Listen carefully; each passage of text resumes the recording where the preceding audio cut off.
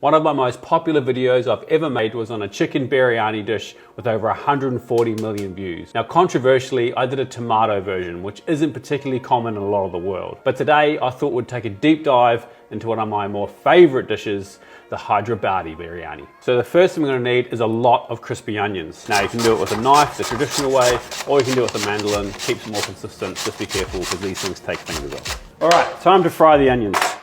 Medium sort of low heat. You don't want this too hot because we want time for the caramelization to develop, and you want to use a lot of oil. And you're kind of shallow frying them. Let that come up to temperature, and then we'll get these onions in there. So once your oil's at sort of a medium low temperature, you don't want it kind of raging hot.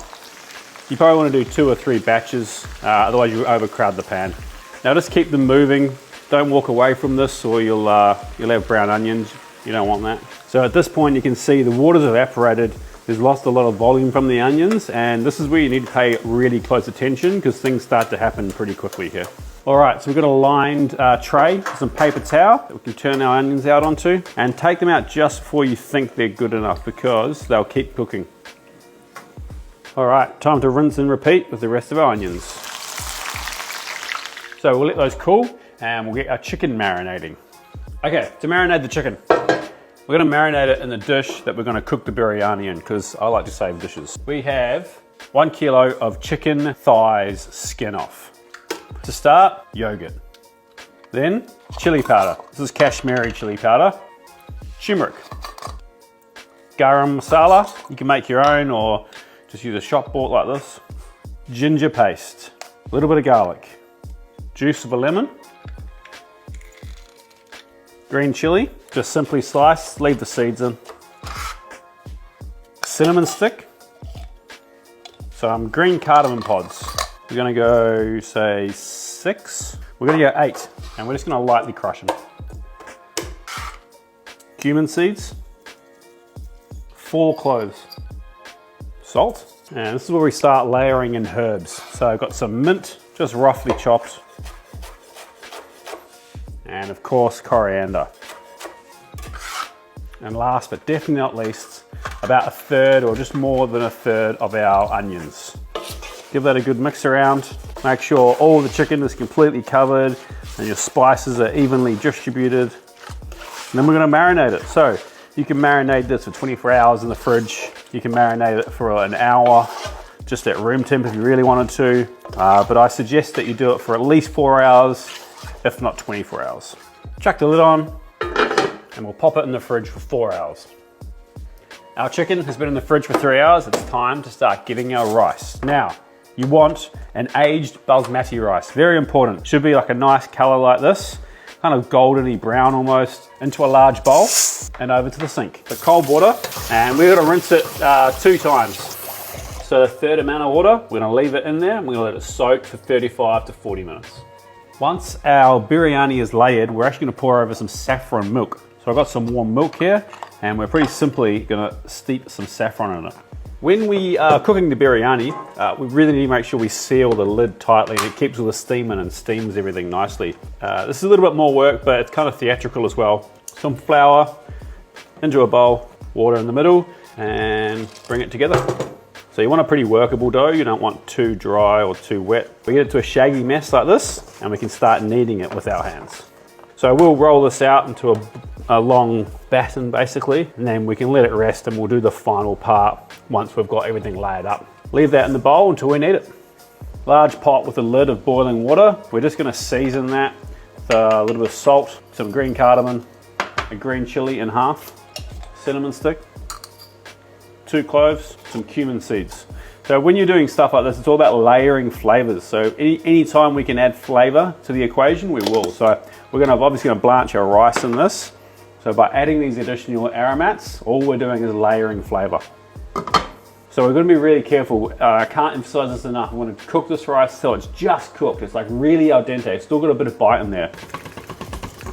Give it one little stir and then get the lid on. Basically, we're looking for this to come up to the simmer again.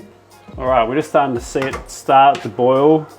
Just to be really careful at this point because we do not want to overcook this.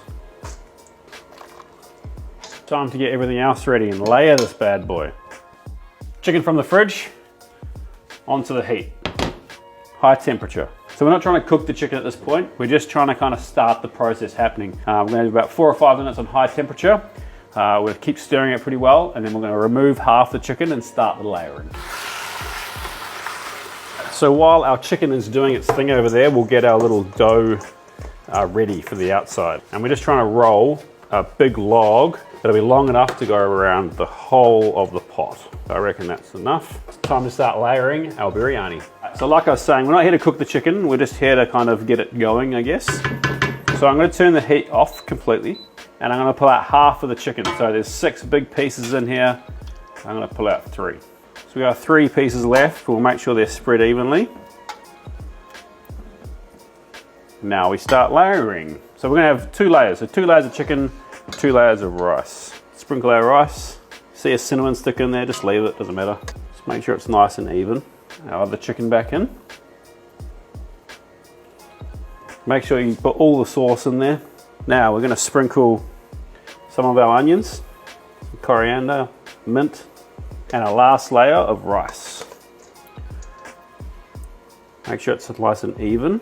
Onions, more herbs, and our saffron milk. It's time to seal this thing up. Lid on, and we'll seal it with our dough. And the other option is just to put a really nice clean tea towel under the lid. Our biryani is nice and sealed. We're going to go straight to maximum heat for 10 minutes. Then we're going to turn it down, right down to really pretty low. So I'm going to go like number 2 here on this induction, and we're going to cook it for another 30 minutes. All right, she's been cooking for 40 minutes in total. We're going to let it rest for 20 minutes before we crack her open. Time to crack her open. It's always a bit nerve-wracking breaking one of these open. I'm not used to not being able to see what I do as I'm cooking. There's no hiding it.